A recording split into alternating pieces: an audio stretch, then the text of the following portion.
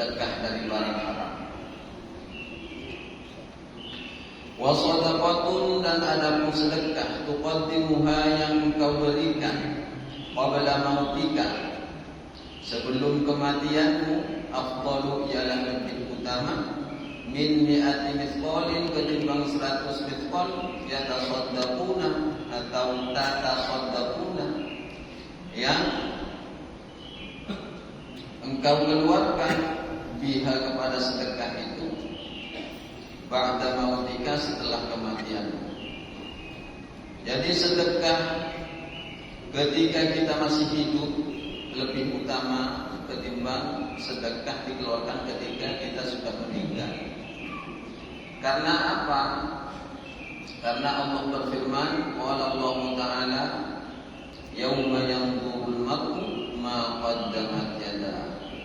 Pada hari itu yanzurul mar'u, setiap orang akan melihat ma qaddamat yadahu, apa-apa yang telah dilakukan oleh kedua tangannya. Jadi bersedekah secara langsung itu lebih utama daripada sedekah yang diwakilkan kira-kira. Biasanya orang yang sudah meninggal itu kan sedekahnya perwakilan dari anak cucunya. Walaupun nanti ulama akan membahas itu.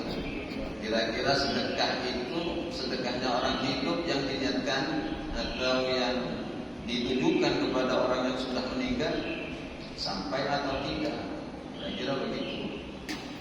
Tapi di sini penekanannya Rasulullah bersabda mewasiatkan bahwa sedekah yang kita lakukan ketika kita masih hidup itu lebih utama daripada kita sudah meninggal. Selanjutnya Rasulullah berwasiat, ya Ali, wahai Ali, tasaddaq ala mautaka, bersedekahlah engkau ala mautaka, untuk orang-orang yang telah meninggal dari keluargamu, untuk orang-orang mati di antara kamu. Maksudnya di sini adalah keluarga yang telah meninggal. Bersedekahlah kamu untuk orang-orang atau untuk keluargamu yang sudah meninggal. Kenapa demikian? Fa innallaha ta'ala, karena sesungguhnya Allah Ta'ala qad wakkala malaikatan, sungguh-sungguh telah mengutus malaikat atau memberikan perintah kepada malaikat, yahmiluna shadaqatil ahya'i ilaihim, yang bertugas untuk membawa sedekahnya orang hidup ilaihim, kepada orang yang telah meninggal. Jadi Allah memiliki malaikat khusus ini yang memang bertugas membawa sedekahnya orang yang hidup dibawa kepada orang yang meninggal. Lalu ketika sudah sampai sedekah itu dibawa oleh malaikat sampai kepada orang yang sudah meninggal, apa yang terjadi? Fayafrahuna biha, lalu mereka orang-orang yang meninggal itu yafrahu, bahagia, senang, biha, dengan sedekah itu. Asyadda ma kanu yafrahuna fid dunya, lebih bahagia lagi ketimbang mereka masih hidup di dunia. Lebih bahagia ketika mendapatkan hadiah ketika mereka masih hidup. Orang mati itu kalau dikirimi sedekah berupa pahala dan semacamnya, doa dan semacamnya, itu lebih senang ketimbang ketika mereka masih hidup. Bahagianya luar biasa.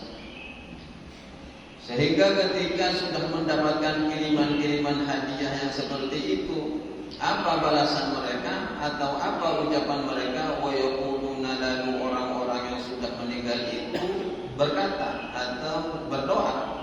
Apa doanya orang yang sudah meninggal itu? Allahumma ghfir liman nawwara qabrana wa basyirhum. Ada di dalam nuskah yang lainnya wa basyirhu bil jannah kama basyarna bihi. Allahumma, ya Allah, ini doanya orang ahli kubur ini. Ya Allah, ighfir, ampunilah, liman, terhadap orang, nawwara qabrana atau nawwara kuburana, yang telah menyinari kuburan kami. Wa basyirhum, dan berilah mereka kabar gembira, atau berilah mereka balasan bil jannati dengan surga, kama basyarna biha, sebagaimana mereka telah membahagiakan kami dengan hadiah sedekah ini. Hal ini memang sepintas bertentangan karena banyak kontroversi. Biasanya ada yang mengatakan yang berdalil pakai ayat wa alaysa lil insani illa ma sa'a. Manusia hanya mendapatkan apa yang ia usahakan. Mungkin sedikit akan saya paparkan di sini. Rasulullah itu berwasiat kepada Sayyidina Ali agar terus bersedekah untuk orang yang sudah meninggal dari kalangan keluarga. Karena memang Allah memiliki malaikat yang bertugas khusus membawa sedekahnya orang yang hidup, dibawa kepada orang yang telah mati, yang telah meninggal. Lalu ketika pahala itu sampai, sedekah itu sampai, mereka sangat bahagia, bahkan lebih bahagia ketimbang mereka masih hidup di dunia. Lalu ada timbal balik dari orang yang meninggal itu. Timbal baliknya apa? Berupa doanya, Allahumma ghfir liman nawwara kuburana wa basyirhum bil jannah kama basyarna biha. Ya Allah, ampunilah orang-orang yang telah menyinari kuburan kami dan berilah kabar gembira bagi mereka dengan balasan surga sebagaimana mereka telah membahagiakan kami dengan sedekah ini. Saya punya banyak kutipan di sini. Di dalam hadis yang lain disebutkan Ali Nabi sallallahu alaihi wasallam annahu qala, bahwa Rasulullah bersabda, "Tasaddaqu ala anfusikum wa ala amwatikum." Bersedekahlah kalian untuk diri kalian sendiri, wa ala amwatikum, dan untuk orang-orang yang telah meninggal dari kalian. Walau bisyurbati ma'in, walaupun hanya dengan sekedar subuhan air minum saja. Fa in lam taqdiru ala dzalika, jika kalian tidak mampu untuk bersedekah dengan sekedar memberikan subuhan air minum, fa bi ayatin min kitabillah ta'ala, cukup bacalah satu ayat saja dari Al-Quran. Fa in lam ta'lamu syai'an, nah, jika kalian tidak bisa baca Al-Quran, diumpamanya, jika tidak mengetahui, mungkin saking awamnya tidak bisa baca Al-Quran yang bisa dijadikan sedekah untuk ahli kubur, apa? Fad'u lahum bil maghfirah, maka berdoalah untuk mereka bil maghfirah, dengan permohonan ampun, tak dengan istighfar. Kenapa demikian? Fa innallaha wa'adakumul ijabah, karena Allah berjanji untuk kalian akan mengabulkan setiap doa. Nanti ini pembahasannya akan saya gabung dengan pembahasan wa alaysa lil insani illa ma sa'a. Sedikitlah kita kupas, sedikit demi sedikit, biar tidak salah paham. Lalu di dalam riwayat yang lain yang diriwayatkan oleh Ad-Darimi dan Imam Nasai yang dari Ibnu Abbas, Rasulullah bersabda, man a'ana ala mayyitin, barang siapa yang menolong ala mayyitin, terhadap orang yang telah meninggal, bi qiraatin, dengan bacaan Al-Quran, wa dzikrin, atau berupa zikir, istighfar, atau doa-doa yang lainnya, entah apapun bentuknya doa-doa itu, maka istaujaballahu lahu al-jannah, maka Allah menjamin terhadap orang yang didoakan itu akan dimasukkan ke dalam surga, dengan catatan sama-sama muslim, dengan catatan sama-sama muslim. Jadi kalau muslimnya ada apa? Tidak ada. Terus hadis ini juga didukung oleh hadis yang diriwayatkan oleh Imam Ad-Daruqutni dari Anas bin Malik, rawa Abu Bakar An-Nahdi fi kitab Sunan an Ali bin Abi Thalib radhiyallahu anhu anna Nabi sallallahu alaihi wasallam qala, man marra bainal maqabir, barang siapa yang melewati di pemakaman, pekuburan, dalam kutipan juga pemakaman muslim tentunya. Kalau pemakaman muslim tidak usah ucapin salam. Faqara'a, lalu dia membaca qul huwallahu ahad, bacaan surat Ikhlas 11 marrah, sebanyak 11 kali. Summa wahaba ajraha lil amwat, kemudian ia berikan, hadiahkan pahala bacaan surat Ikhlas yang 11 kali itu untuk orang yang mati. U'tiya minal ajri bi'adadil amwat, maka Allah akan memberikan pahala bacaan itu sebanyak hitungan orang yang meninggal itu. Kalau pemakaman umum ya sebanyak pemakaman, artinya sebanyak orang yang mati, semua orang yang dilewati pemakaman umum itu akan dapat pahalanya masing-masing. Ibaratkan makanan, kalau dinampak semuanya pada dapat. Nah, dalil-dalil inilah yang dijadikan dasar oleh para ulama tentang sampainya pahala bacaan Al-Quran, tasbih, tahlil, sholawat dan semacamnya. Juga mengutip dari Syarah Al-Kanz, Imam Asy-Syaukani juga mengatakan bahwa seseorang boleh menghadiahkan pahala perbuatan yang ia kerjakan kepada orang lain. Perbuatan yang ia kerjakan dalam hal-hal kebaikan boleh dihadiahkan kepada orang lain. Contohnya Mas Gatot. Contohnya mana Mas Gatot ya? Nah, jangan ngumpet Mas, sama-sama telat sahur kita. Ya, mana? Ya. Sama-sama dulu sahur. Saya telepon big bossnya malah nggak diangkat. Wah, gimana? Sahurnya sudah 4/4. Ini tidak apa-apa. Ada bentuk ikhtiar bagi saya. Hikmahnya di sana. Biar saya ada gerak. Contohnya kayak Mas Gatot di sini, mungkin siapa juga Irham bersih-bersih masjid ini sudah amalan baik. Lalu diniatkan pahala kebaikan ini untuk para leluhurnya, mungkin untuk orang tuanya yang sudah meninggal, itu akan sampai. Ini penjelasan yang saya kutip dari Imam Asy-Syaukani.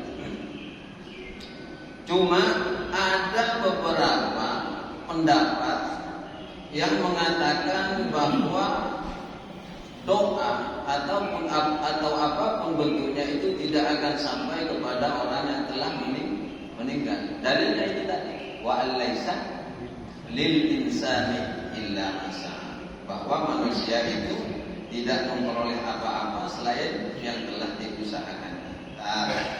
Saya kutip dari tafsir Ibnu Katsir dulu. Maksudnya wa alaisa lil insani illa ma sa'a, ay kama la yuhmalu alaihi wizru ghairi, sebagaimana seseorang tidak bisa menanggung dosa orang lain, maka sama dia tidak bisa mendapatkan pahala dari orang lain. Ini sebagai bentuk kutipan dulu. Namanya usaha. Usaha harus dari dirinya sendiri. Nah, tidak ada dapat bantuan-bantuan usaha dari orang lain. Lah maka dari ini sebagian ulama Syafi'i mengatakan, yang menjadikan dasar bahwa bacaan Al-Quran dan semacamnya tidak sampai kepada orang yang telah meninggal.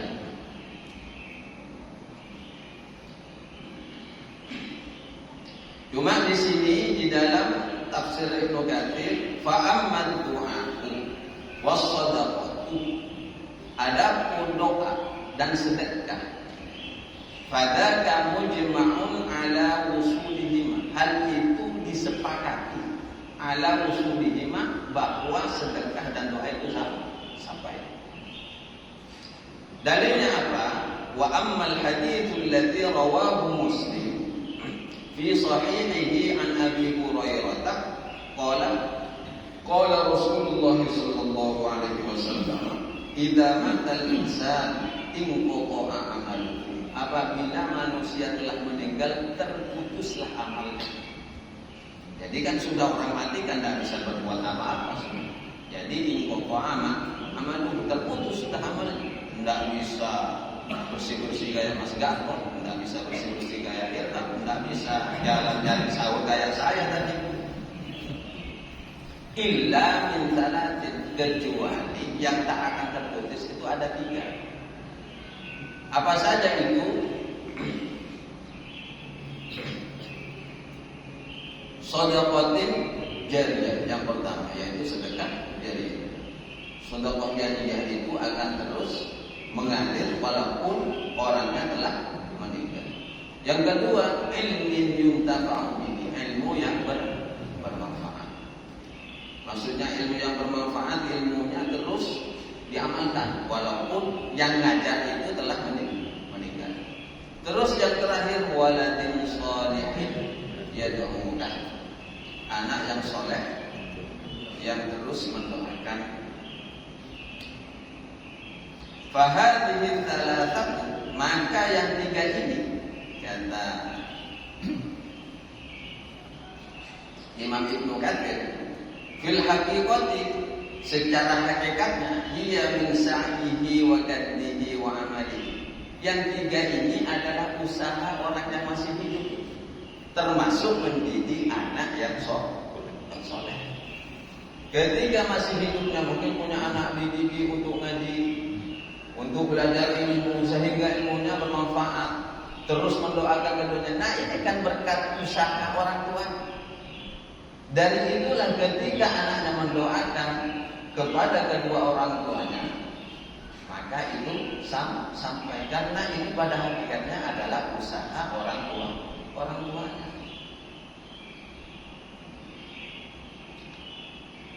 Lalu ada yang mengomentari tentang ayat ini. Ayat ini dikomentari bahwa kata Ibnu Abbas, ayat wa allaysa lil insani illa ma sa'a, itu sudah dimansukh secara hukum syariatnya, sehingga diganti dengan ayat berapa itu di surat At-Tur, walladzina amanu wattaba'athum dzurriyyatuhum biimanin alhaqna bihim dzurriyyatahum wa ma alatnahum min amalihim min syai' kullu imrin bima kasaba. Sebelum saya lanjutkan, kemarin saya sempat waktu ngobrol pun sambil saya lihat-lihat terjemahan tafsir itu Ibnu Katsir. Bukan saya mengomentari yang negatif, cuma saya kasih pandangan bahwa dalam terjemahan ini sudah banyak keterangan-keterangan yang tidak ilmuwan. Mohon maaf, saya punya kitab aslinya tafsir Ibnu Katsir, mulai dari kaki-kaki saya masih ada. Saya mohon maaf, bukan berarti sombong. Tafsir Ibnu Katsir mungkin 3/4 itu di luar kepala. Saya itu sebagai penghafal Al-Quran, mohon maaf, memahami tafsir itu sudah bagian dari kewajiban, rentetan dari penghafal Al-Quran. Setidaknya saya sempat menekankan kepada anak didik saya di rumah, sebagai penghafal Al-Quran paling tidak 5 tafsir itu harus dikuasai. Kalau kita betul-betul ikut kepada Rasulullah, tangganya untuk sampai kepada betul-betul bisa ikut syariat Rasulullah ada tanda-tanda ulama. Kenapa demikian? Karena al-ulama warathatul anbiya. Termasuk kemarin saya cek di surat An-Nisa tentang ayat walau annahum yadhlamu anfusahum ja'uka fastaghfirullaha wastaghfara lahum rasul lawajadullaha tawwabur rahim. Di sana itu tentang perjalanan orang Badui yang datang ke makam Rasulullah untuk bertabaruk, itu sudah ada. Padahal itu tafsir Ibnu Katsir. Kita tahu sendiri kata Ibnu Katsir itu adalah ulama yang sangat kuat, yang sangat hati-hati dalam hal bid'ah. Tapi di sana ada. Cobalah sekali-kali buka kitab kuningnya. Jangan hanya sekedar terjemahan. Mohon maaf. Biar kita sama-sama mengetahui keasliannya itu seperti apa. Karena zaman sekarang, zaman akhir itu kadang ada orang-orang yang usil. Betul, ada orang-orang yang usil. Bahkan saya sempat ketemukan itu di dalam kitab Bulughul Maram. Ziarah kubur Nabi sudah diganti menjadi ziarah Masjidin Nabi. Betul, mohon maaf. Sekali berhadis sudah berubah itu, lalu bagaimana jika karya para ulama? Jadi kita harus betul-betul menimba ilmu itu dari para ulama. Jangan hanya sekedar membaca terjemahan begitu saja, agar nas keasliannya itu tetap terjaga. Lalu kita lanjutkan, ini sekedar laporan aja.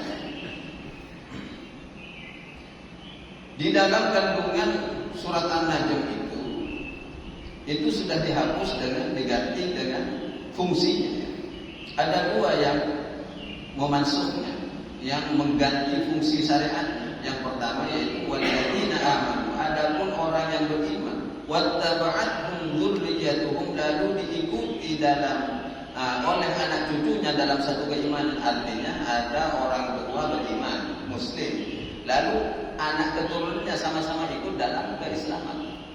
Apa kata Allah? Al-haqna bihi, tetap kami adakan ikatan antara mereka.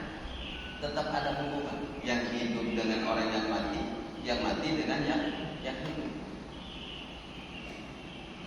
Kullu mri'in bima kasaba rahim, karena setiap manusia itu mendapatkan hasil dari setiap usahanya. Kembali kepada ini, ya anak itu hasil usaha dari orang tua. Makanya ketika mendidik anak itu, didiklah anak sebaik mungkin. Dan ketika kita gabung dengan beberapa keterangan di dalam kitab At-Tibyaan karya Imam Nawawi, disebutkan mangkoro Al-Quran, pernah kemarin lusa kita bahas, mangkoro Al-Quran wa amila bima fihi, barang siapa yang suka membaca Al-Quran lalu mengamalkan isinya Al-Quran, maka orang tuanya akan mendapatkan mahkota dari Allah Subhanahu wa ta'ala. Bukankah ini termasuk salah satu bahwa hasil jerih payah orang tua itu kembali lagi kepada dirinya, disebabkan dari anak yang soleh. Bahkan di dalam pandangan Syekh Hasanain Muhammad Makhluf, wa amma qawluhu ta'ala wa an laysa lil insani illa ma sa'a fa huwa muqayyadun. Adapun firman Allah yang berbunyi wa an laysa lil insani illa ma sa'a, manusia hanya bisa mendapatkan apa yang ia usahakan, muqayyadun, itu ada batasan, perlu dibatasi. Dan ada yang berpendapat bahwa wa alaysa lil insani illa ma sa'a, manusia hanya bisa mendapatkan apa yang ia usahakan. Ada ulama yang berpendapat itu terbatas hanya untuk orang kafir saja. Orang kafir tidak akan mendapatkan apa-apa lagi ketika mati, berbeda dengan orang Islam. Maksud dari ayat tersebut bahwa amal seseorang tidak akan bermanfaat di akhirat kecuali pekerjaan yang telah dilakukan di dunia bila tidak ada orang lain yang menghadirkan amalnya kepada si mayit. Lalu apabila ada orang yang mengirimkan pahala ibadah kepadanya atau pahala doa dan semacamnya, baca Al-Quran, maka pahala amal itu akan sampai kepada orang yang meninggal tersebut. Ini saya kutip dari Hukum Syariat Al-Islamiyah fi Ma'arif Arba'in, halaman 23 dan 24. Saya walaupun tidak bawa kitab ya insya Allah sedikit banyak hafal, walaupun kitabnya tipis-tipis begini. Sedangkan menurut Syekh Muhammad Al-Arabi, uridul insan al-kafir, yang dimaksud al-insan itu hanya terbatas kepada orang kafir saja. Wa ammal mu'min, adapun orang mukmin, falahu ma sa'a afuhu, maka dia mendapatkan dari usaha saudaranya. Ketika ada saudaranya menuju Allah boleh. Nah, paling simpelnya begini. Ketika kita berpedoman bahwa mendoakan orang mati itu tidak sampai, kenapa harus ada sholat jenazah? Ketika berdoa untuk orang mati tidak sampai, kenapa harus ada sholat jenazah? Bukankah sholat jenazah itu disyariatkan oleh Rasul? Kalau memang mereka orang mati itu sudah masuk wa laysa lil insani illa ma sa'a, ya tidak perlu Allahumma fir lahu warhamhu wa'afihi wa'fu, gulukan aja. Kalau memang doa itu tidak sama. Kan Rasulullah mensyariatkan memang ada tujuan. Artinya sebagai bentuk bahwa doa sesama Islam itu sampai kepada saudaranya yang meninggal dunia. Kan setiap doa di sini kalau ada orang meninggal pasti sholat jenazah ada. Ya kalau yang tidak meyakini bahwa doa sampai ya sudah tidak usah sholat jenazah. Iya. Berarti ingkar sunnah. Berarti ingkar kepada sunnah.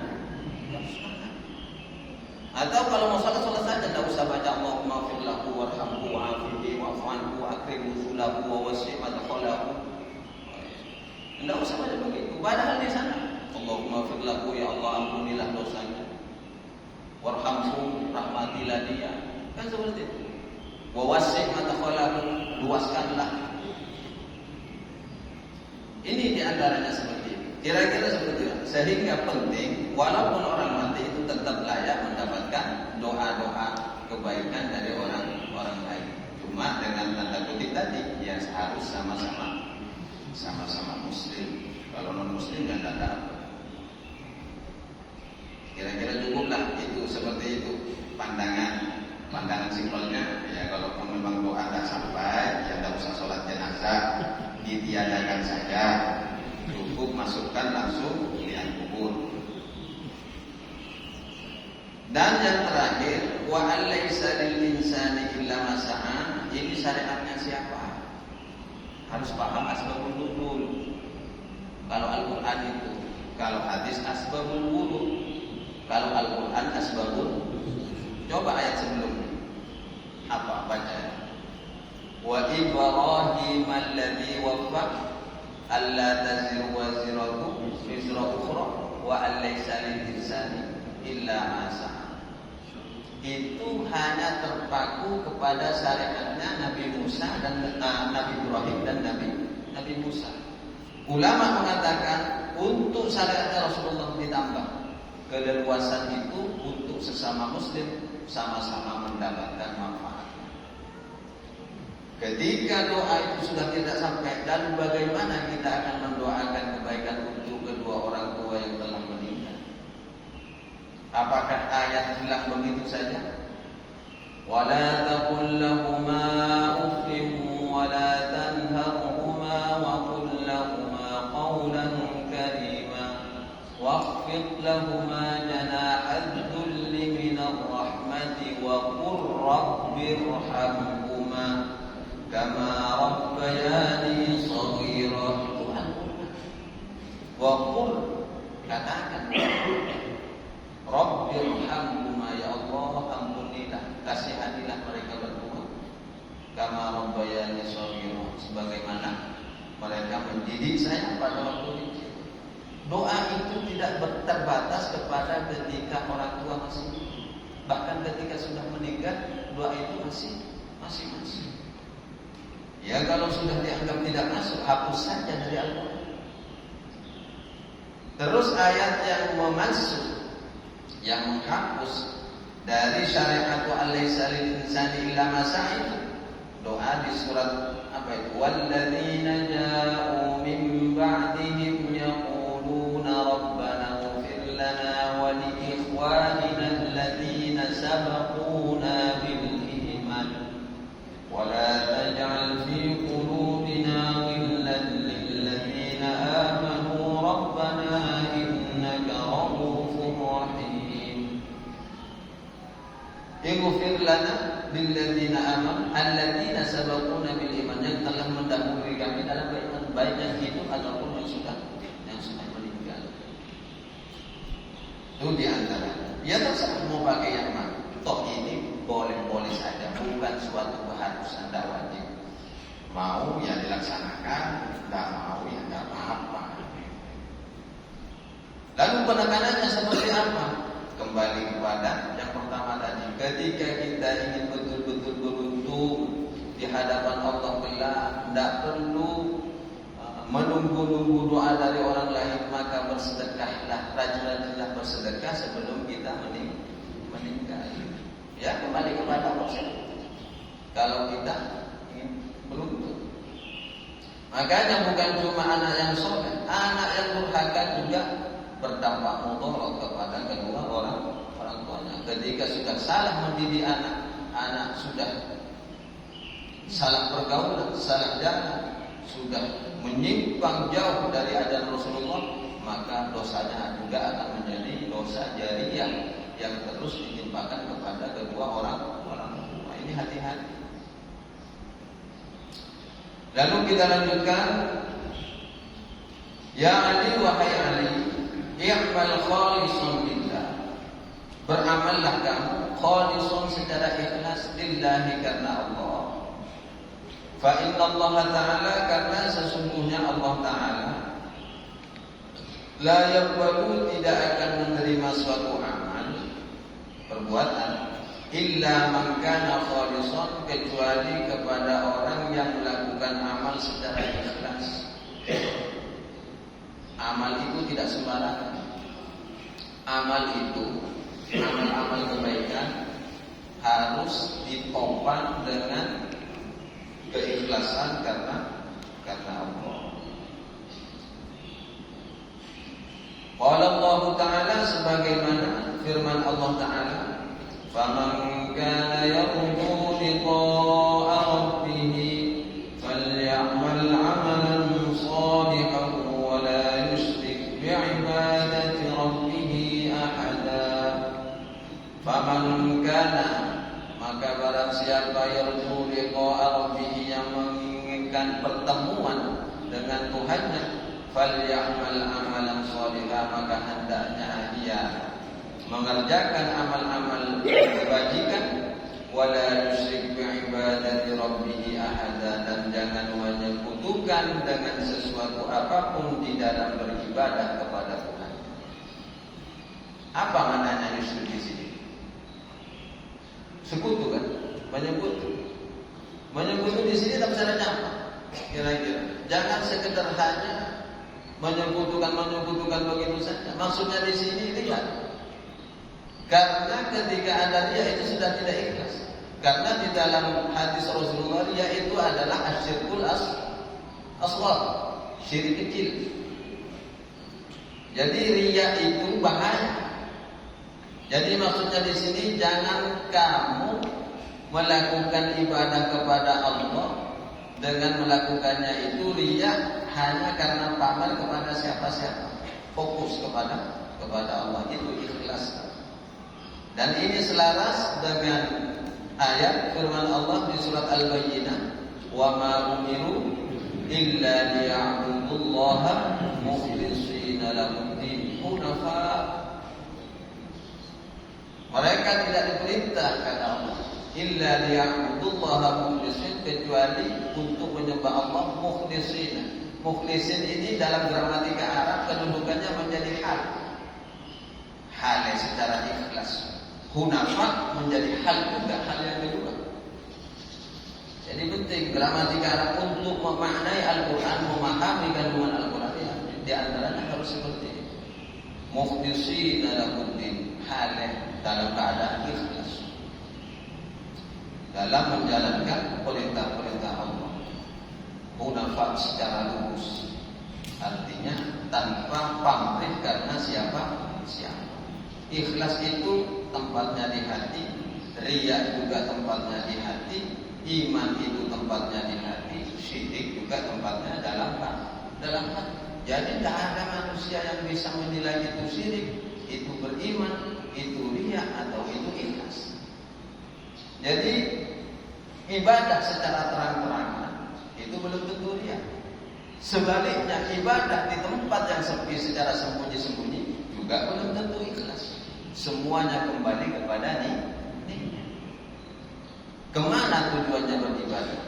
Kalau walaupun sembunyi-sembunyi, saya beribadah sholat malam sembunyi-sembunyi atau sholat berjamaah biar ikhlas sembunyi-sembunyi. Tidak seperti itu sudah tidak ikhlas. Ketika sudah ada niatan di dalam hati, saya sholat di rumah saja biar tidak kelihatan orang. Nah, biar tidak kelihatannya orang itu sudah niat. Sebaliknya, walaupun kita di sini bersama-sama lah, ada yang sholat suruh begini, itu riya, bukan begitu. Karena ketika tujuan lillahi ta'ala itu sudah ikhlas. Itu yang disebut wala yusyrik bi'ibadati ibadati rabbihi ahada. Jangan pernah menyekutukan Allah di dalam beribadah kepada Tuhannya dengan sesuatu apapun. Karena luar biasanya ibadah seperti itu.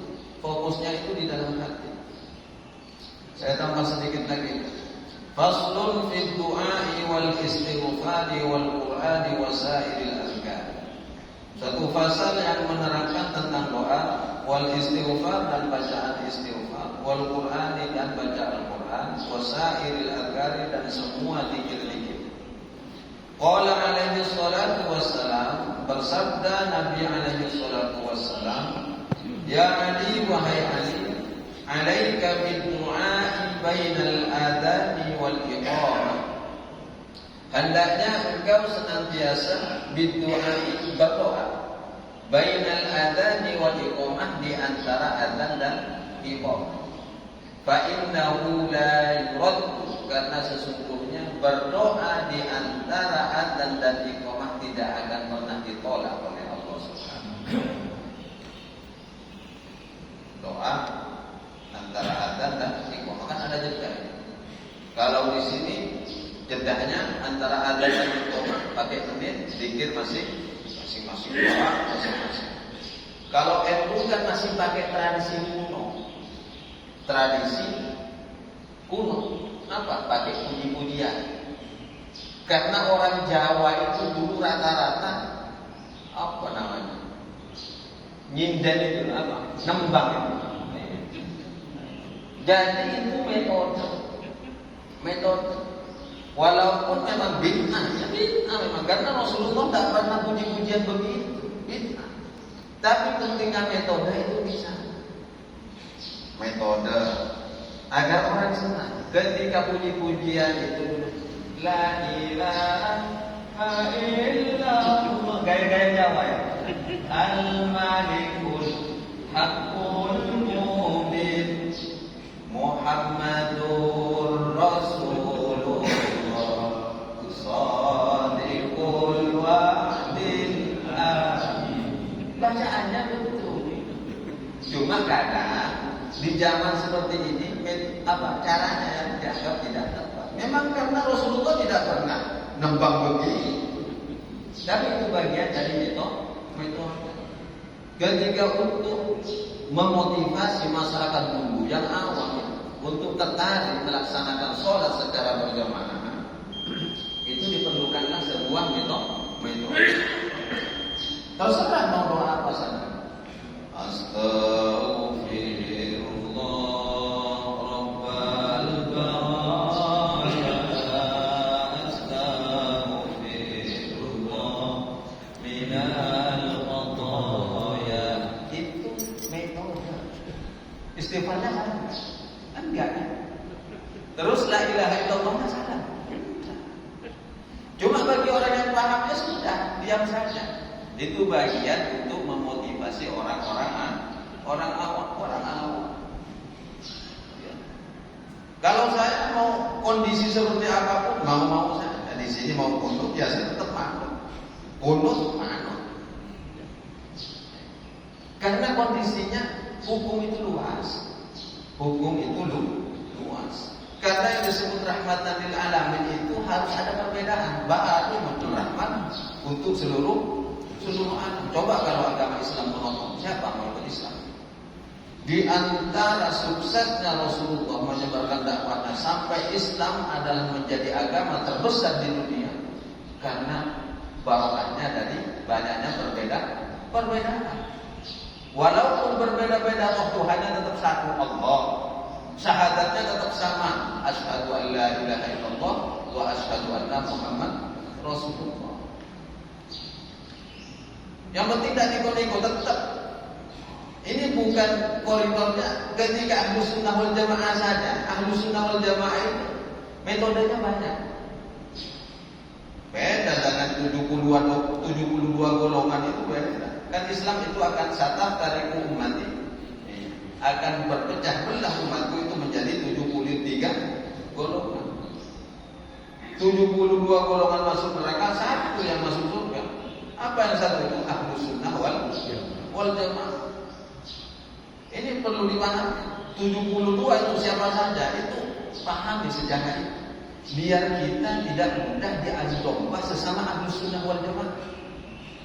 Kan kita ini ahlus sunnah wal jamaah semua. Tidak ada orang syiahnya di sini. Tidak ada.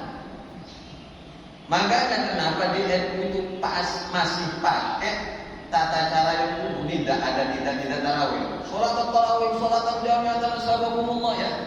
Itu memang tidak ada di zaman Rasulullah ya, bid'ah. Saya aku itu bid'ah.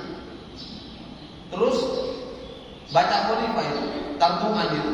Khalifatul awal Abu Bakar, khalifatul tsani Umar, ya kan begitu. Karena apa? Itu di sana itu orang-orang Syiah akan kepanasan kupingnya kalau dengar khalifah disebut. Itu metode. Karena orang Syiah itu takiyahnya kita. Apa topengnya? Dia pura-pura ngaku NU, pura-pura ngaku Muhammadiyah. Dia cara menyusupnya dia. Tapi ketika sudah satukan dia usik Khalifatul Abu Bakar. Oh sudah panas tuh karena dalam pada Abu Bakar ini apa? Perebut kekuasaan Sayyidina. Harusnya Ali gitu. Tapi Abu Bakar akhirnya apa? Sampai ada satu ulama Syiah dia menyerah anjingnya itu dikasih nama Abu Bakar.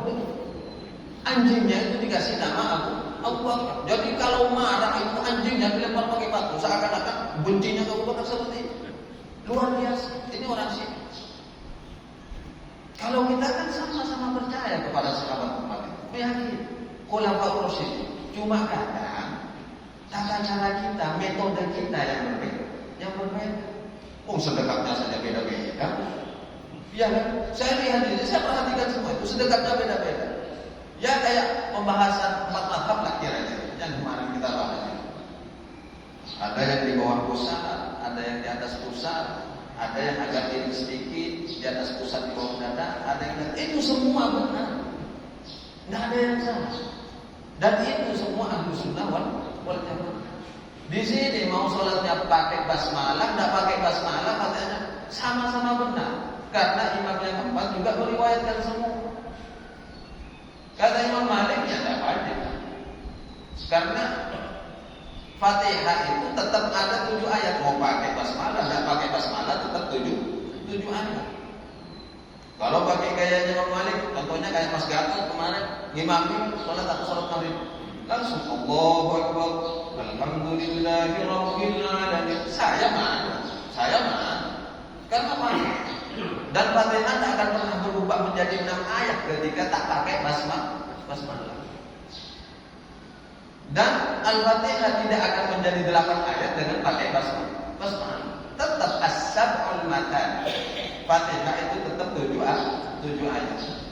Kalau yang pakai basmalah, saya urut dulu. Yang pakai basmalah, Bismillahirrahmanirrahim ayat yang pertama.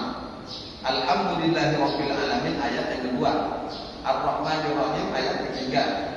Malik yaumiddin keempat. Iyyaka na'budu wa iyyaka nasta'in kelima. Ihdinas siratal mustaqim keenam. Siratal ladzina an'amta 'alaihim ghairil maghdubi 'alaihim waladdallin. Tujuh. Yang tak pakai basmalah, alhamdulillahirabbil alamin 1, Ar-Rahmanir-Rahim 2, Maliki yaumiddin 3, Iyyaka na'budu wa iyyaka nasta'in 4, Ihdinas siratal mustaqim 5, siratal ladzina an'amta 'alaihim 6, ghairil maghdubi 'alaihim waladdallin 7. Ada yang berubah? Enggak, sama. Makanya ketika pakai basmalah dari siratal ladzina an'amta 'alaihim itu usahakan afdalnya itu tidak diwakafkan. Makanya di sana biasanya ditandai dengan wakaf lam alif. Tidak bagus berarti di sana. Takutnya ikhtilaf, campur aduk antara mazhab Syafi'i dengan atau yang pakai. Ya kira-kira begitu. Itu harus dipahami.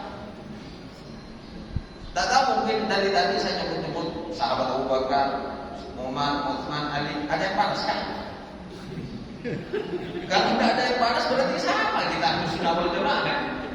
Lalu kenapa harus ada banyak percekcokan gitu kira-kira? Mau pakai kunut monggo, tidak pakai kunut silakan.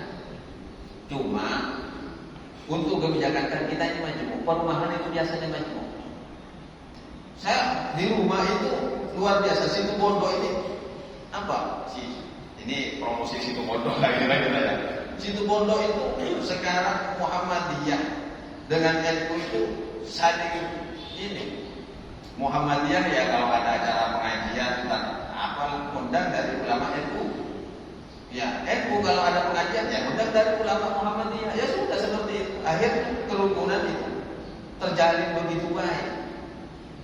Ketika contohnya Muhammadiyah ini sekarang memimpin sholat subuh, ketika i'tidalnya agak dilamakan karena mungkin di belakang ini ada makmum yang NU, sehingga ada kesempatan untuk kunut. Silahkan.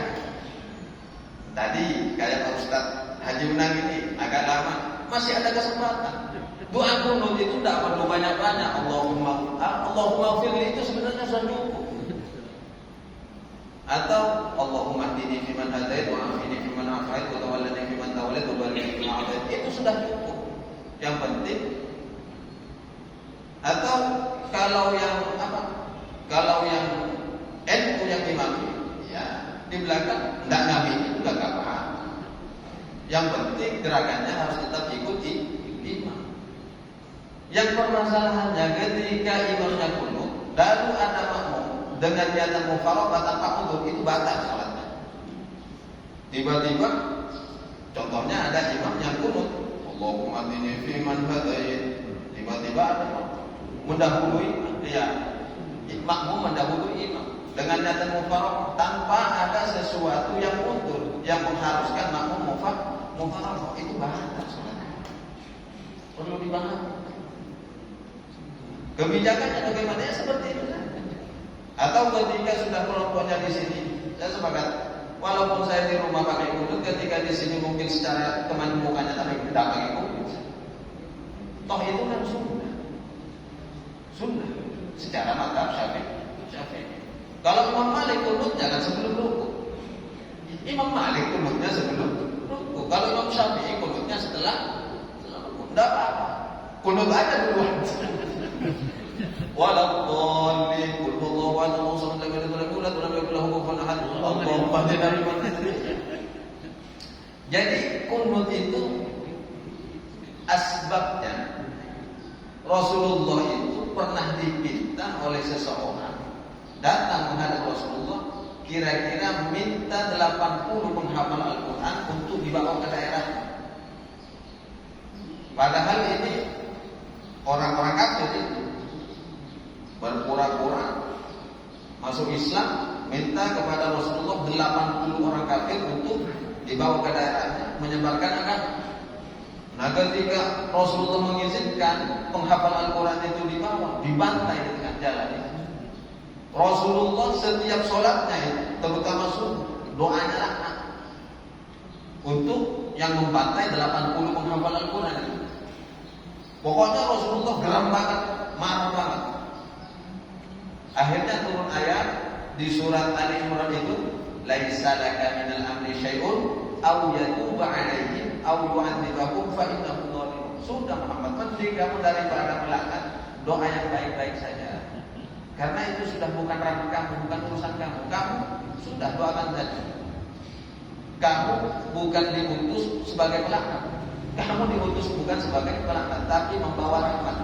Sehingga dikutip juga di surat Al-Anbiya, wa ma arsalnaka illa rahmatan lil alamin. Aku tidak mengutusmu Muhammad kecuali menjadi rahmat, bentuk kasih sayang untuk seluruh alam. Nah, pentingnya di sini. Saya suka di sini. Akhirnya sunyi kan, sholat sunnahnya juga bisa khusyuk. Ketika antara adzan dan iqamah yang tidak ada puji-pujian, tidak apa-apa, bisa khusyuk juga. Doanya masing-masing yang menjadi kebutuhan kepada Allah, karena memang tidak ditolak. Ya kalau memang di NU memang agak bising. Kalau sholat di NU pakai headset aja, tidak apa-apa. Ya, dan gak bising kan, puji-pujian gimana? Ya tidak usah nyalakan. Ya namanya kelompoknya begitu kan, memegang tradisi lama. Ya udah pakai headset aja. Mas guru kan pakai headset, kayak gini, pakai headset. Tidak apa-apa. Ya sudah khusyuk menjadi sunyi. Yang penting pada intinya semoga kita lebih memahami perbedaan. untuk mempererat persaudaraan. Toh kita sama-sama adalah kelompok Ahlus Sunnah wal Jamaah, sama-sama pencinta baginda Rasulullah, sama-sama pencinta para sahabat-sahabat Rasulullah, sama-sama pencinta para warasatul anbiya, para ulama-ulama. Itu harus kita jaga agar kita tidak mudah untuk diandong. Semoga Allah terus memperkuat kita, persaudaraan kita, sehingga dalam perbedaan itu menjadi bineka tunggal ika ala hadhihi diyah wa likulli nabiyyin shalihah al-fatihah.